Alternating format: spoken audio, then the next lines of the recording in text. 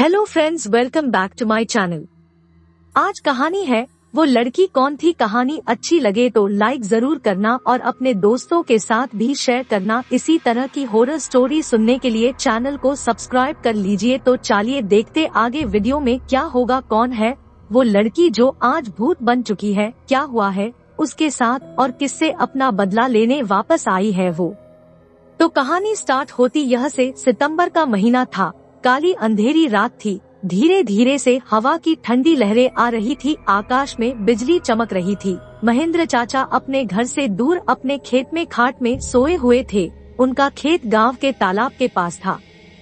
बारिश की वजह से पूरा तालाब भर गया था और खेत में घास भी ज्यादा हो गई थी।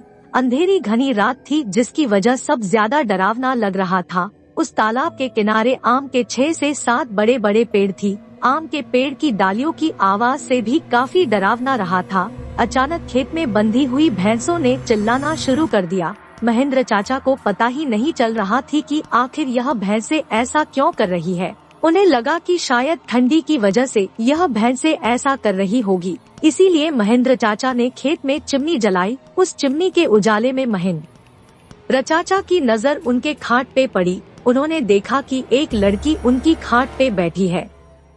यह देखकर उनका शरीर डर से कांपने लगा। उसी वक्त आकाश में बिजली का तेज झटका हुआ। वैसे तो महेंद्र चाचा बहादुर थे, लेकिन आज उन्हें भी थोड़ा डर लग रहा था।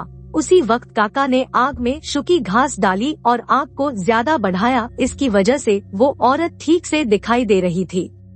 महेंद्र चाचा ने तापने के साथ बैठे बैठे ही आवाज लगाई, कौन है कौन है। वहाँ पर सामने से कोई जवाब नहीं मिला, इसीलिए काका अचंभित रह गए।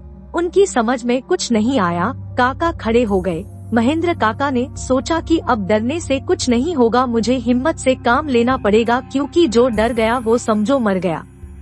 चाचा ने एक बड़ी लकड़ी हाथ में ले ली और बोले, कौन हो तुम? तुम्हें क्या लगता है कि मैं तुमसे डर गया हूँ? लेकिन सच तो यही था कि चाचा अंदर से पूरी तरह से डर के मारे कांपने लगे थे। चाचा का यह गुस्से वाला रूप देखकर वो लड़की खड़ी हो गई और जोर से बोली, क्या तुम मुझसे नहीं डरते हो? चाचा ने हिम्मत की और बोले, यहाँ से चली जाओ वरना यह लाठी से मार मार के तेरा सिर फोड़ दूंगा। इतना ही बोला था और महेंद्र चाचा ने लाठी उठाई। तभी उस लड़की ने बोला, अब तू मुझे मेरे ही घर से बाहर निकालेगा? यहाँ पर तो मेरा बचपन गुजरा है, यह मेरा ही घर है, मैं यहाँ सालों से रह रही हूँ। यह सुनकर चाचा का डर और गुस्सा दोनों ही शांत हो गए। उन्हें लग रहा था कि मेरे सामने जो लड़की है उसे मैं जानता हूँ, उसकी आवाज भी जानी पहचानी लग रही थी। चाचा सोचने लगे कि आखिर यह लड़की है कौन? अगर मैं इस लड़की को जानता हूँ तो आखिर यह इतनी भयानक और विकराल रूप में क्यों है? अचानक, अरे यह तो ज्योति है, मेरी बड़ी बहन। बचपन में मैं और ज्योति साथ में ही खेत में चार काटने का काम करते थे।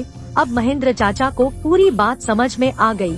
यह ज्योति के बचपन की बात है। जब ज्योति 14 साल की थी तब इसी खेत में गांव के कुछ बच्चों के साथ खेल रही थी। दूसरे बच्चों की तरह ज्योति भी पेड़ पर चढ़कर एक डाल से दूसरे में डाल पर छलांग लगा रही थी। अचानक ज्योति जिस डाल पर बैठी थी वह डाल टूट गई और ज्योति मुंह के बल नीचे गिर गई। यह देखकर सारे बच्चे डर के मारे चिल्लाने लगे। बच्चों के चिल्लाने की आवाज सुनकर बड़े लोग वहां पहुंचे और ज्योति को उठा के अस्पताल ले गए, लेकिन तब तक काफी देर हो चुकी थी। ज्योति की मौत हो गई थी। महेंद्र चाचा को ये सारी बातें याद आ गई और वह सीधा ज्योति के पास जाके रोने लगे। जब यह बात गांव वालों को पता चली तो सारे गांव वाले चौंक उठे थे। वास्तव में वह ज्योति ही थी। गांव के एक बड़े बुजुर्ग ने कहा कि जब ज्योति मौत हुई थी तब वो एक बच्ची थी, इसीलिए उसे बालक समझ के उसे दफनाया गया था। लेकिन वास्तव में उसका अंतिम संस्कार करने की जरूरत थी, इसीलिए ज्योति की आत्मा आज तक भटक रही है। महेंद्र चाचा ने तुरंत ही ज्योति को जहां दफनाया गया था वहां से उसे निकाला। किसी की भी हिम्मत नहीं हो रही थी कि कोई उसके पास भी जा सके। उसी वक्त ज्योति की आत्मा ने गांव वालों के सामने आके कहा कि हाँ, आपकी बात सही है, मैं मर चुकी हूँ। आप लोगों को मुझसे डरने की जरूरत नहीं है। मैं अभी भी इसी गांव की बेटी हूँ, लेकिन मैं आज तक भटक रही हूँ। मुझे मुक्ति दीजिए। बाद में महेंद्र चाचा ने ज्योति के शव का अग्नि संस्कार किया और उसकी आत्मा को शांति दिलाई। तब से आज तक फिर वो कभी नहीं दिखी। ज्योति का अंतिम संस्कार नहीं हुआ था, इसी वजह से उसकी आत्मा भटक रही थी और मुक्ति मांग रही थी। यहीं पर यह कहानी समाप्त होती है। तो चलिए मिलते हैं फिर किसी न्यू हॉरर स्टोरी में, तब तक के लिए बाय बाय फ्रेंड्स।